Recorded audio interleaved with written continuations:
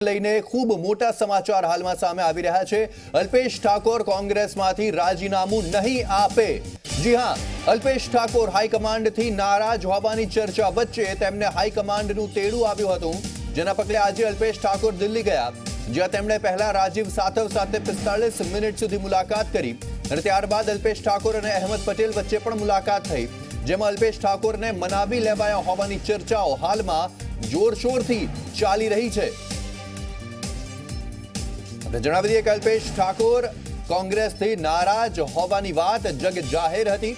તેની વચ્ચે મનાઈ રહ્યું હતું કે અલ્પેશ ઠાકોર કોંગ્રેસ છોડીને ભાજપમાં જોડાઈ શકે છે, તેમને મંત્રી પદ પણ ઓફર થઈ શકે છે, પરંતુ તેની વચ્ચે અલ્પેશ ઠાકોરને દિલ્હી બોલાવવામાં આવ્યા કોંગ્રેસ હાઈકમાન્ડ દ્વારા અને ત્યાં રાજીવ સાતવે તેમની સાથે મુલાકાત કરી। 45 મિનિટ સુધી આ મુલાકાત ચાલી। ત્યારબાદ અલ્પેશ ઠાકોરે અહેમદ પટેલ સાથે પણ મુલાકાત કરી અને હવે તેવું ચર્ચાઈ રહ્યું છે કે અલ્પેશ ઠાકોર કોંગ્રેસ નહીં છોડે, કોંગ્રેસમાં જ રહેશે, ભારતીય જનતા પાર્ટીમાં નહીં જોડાય। કયા પ્રકારની ચર્ચા થઈ, વાટાઘાટો થઈ, તે હજુ સામે આવવાનું બાકી છે।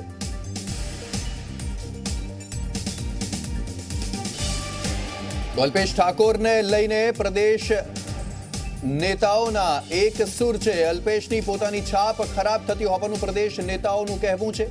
અલ્પેશે તમામ નેતાઓને કોંગ્રેસમાં રહેવાની ખાતરી આપી હતી અને કોંગ્રેસે અલ્પેશને લોકસભા લડાવવા માટે તૈયારી પણ બતાવી છે। સૂત્રો પાસેથી આ માહિતી છે અને પાટણ બેઠક લડવી હોય તો કોંગ્રેસ તૈયાર છે તેવું પણ સામે આવ્યું છે। ત્યારે દબાણની રાજનીતિ ન કરવા માટે અલ્પેશને તમામ કોંગ્રેસના નેતાઓ દ્વારા ટકોર પણ કરવામાં આવી છે। આપણે જણાવી દઈએ કે અલ્પેશ ઠાકોર જ્યારે કોંગ્રેસમાં જોડાયા તે સમયે તેમણે તમામ નેતાઓને ખાતરી આપી હતી કે તેઓ કોંગ્રેસમાં નહીં જોડાય, તેઓ કોંગ્રેસ નહીં છોડે અને ભારતીય જનતા પાર્ટીમાં નહીં જોડાય। કે બીજા અન્ય મિત્રોને જે પણ પાર્ટીએ ચૂંટણીલક્ષી જવાબદારી સોંપી છે, તમામ લોકો અલગ અલગ પોતાની જવાબદારીના કામે લાગ્યા છે। પ્રજા વચ્ચે જઈને કાર્યક્રમો પણ કરી રહ્યા છે અને લોકસભામાં વધુમાં વધુ કોંગ્રેસના ઉમેદવારોનો વિજય થાય એ માટે પ્રજાના આશીર્વાદ કઈ રીતે મળે એ રણનીતિ સાથે સૌ કામે લાગ્યા છે। એટલે આમાં કોઈ દબાણની રાજનીતિ કે અન્ય કોઈ શંકા કુશંકા કરવાની કોઈએ પણ જરૂરિયાત નથી। અલ્પેશભાઈ હોય કે અમારા તમામ ધારાસભ્યશ્રીઓ છે કે આગેવાનો છે, પક્ષ માટે આવનારી લોકસભાની ચૂંટણીની તૈયારીઓમાં લાગી ગયા છે। ભારતીય જનતા પાર્ટી પોતાની નિષ્ફળતા છુપાવવા માટે અને એની જે ઘટતી લોકપ્રિયતા છે એમાંથી લોકોનું ધ્યાન બીજે ભટકાવવા માટે ક્યાંક ને ક્યાંક આવા પ્રોપેગેન્ડા કરીને અમારા ધારાસભ્યશ્રીઓ અને આગેવાનોને બદનામ કરવાનો પ્રયત્ન કરી રહી છે।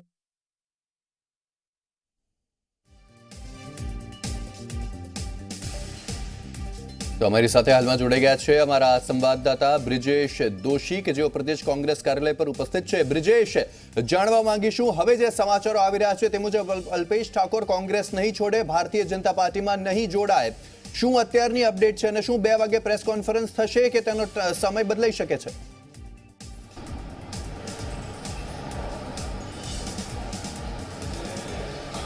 જે વાત કરવામાં આવે યશ, તો એ વાત સ્પષ્ટ છે કે અલ્પેશ હાલ દિલ્હીમાં છે, એટલે 2 વાગે કોઈ પણ રીતે પ્રેસ કોન્ફરન્સ ન થઈ શકે, સિવાય કે તે દિલ્હીમાં મીડિયા સાથે વાત કરે। પણ અહીંયા અમદાવાદની વાત કરીએ તો અમદાવાદમાં જો પ્રેસ કોન્ફરન્સ કરવાની થશે તો મોડી સાંજે જ થશે।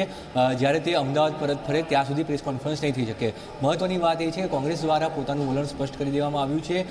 અલ્પેશને જે ગઈકાલે મોડી રાતે સમજાવવામાં આવ્યો અને અલ્પેશને સૂચના આપવામાં આવી કે દબાણની રાજનીતિ ન કરવામાં આવે। અલ્પેશની ક્રેડિટ ઉપર જે છે આમાં સૌથી મોટા સવાલ ઊભા થાય છે, એટલે અલ્પેશે આ બાબત દૂર રહેવું જોઈએ અને અલ્પેશને જે સીધી સ્પષ્ટ કરવી જોઈએ, ખુદ એણે પોતે કરવી જોઈએ। આ વખતની વાત જે છે પ્રદેશના નેતાઓએ વાત કરી હતી, સૂત્રો પાસે જે માહિતી મળી એ વાત સ્પષ્ટ કરી દેવામાં આવી હતી ને એટલે જ અલ્પેશ આજે વહેલી સવારે દિલ્હી રાજીવ સાતવને મળવા પહોંચ્યા અને રાજીવ સાતવ અને અહેમદ પટેલ સાથે હાલ મુલાકાત ચાલી રહી છે, જેની અંદર જે વાત બહાર આવી રહી છે એ પ્રમાણે અલ્પેશ ઠાકોર હવે કોંગ્રેસ નહીં છોડે એ વાત સ્પષ્ટ થઈ ચૂકી છે।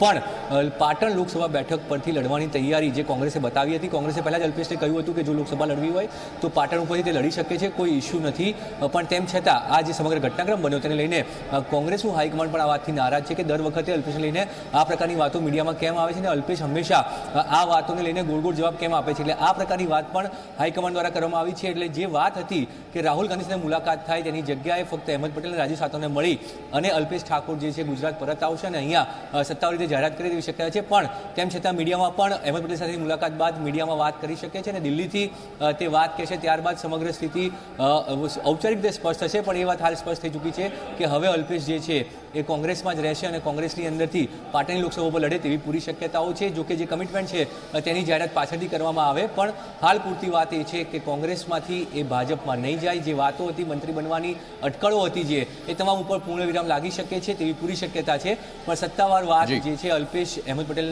સાથેની મુલાકાત બાદ સ્પષ્ટ કરશે. જી જરૂરથી બ્રિજેશ, આભાર આપનો તમામ માહિતી આપવા બદલ. તો અલ્પેશ ઠાકોર હવે કોંગ્રેસ પક્ષ નહીં છોડે તે બાબત ક્લિયર થઈ ચૂકી છે, સ્પષ્ટ થઈ ચૂકી છે, પરંતુ હવે રાહ છે માત્ર સત્તાવાર જાહેરાતની કોંગ્રેસ તરફથી અને અલ્પેશ ઠાકોર તરફથી.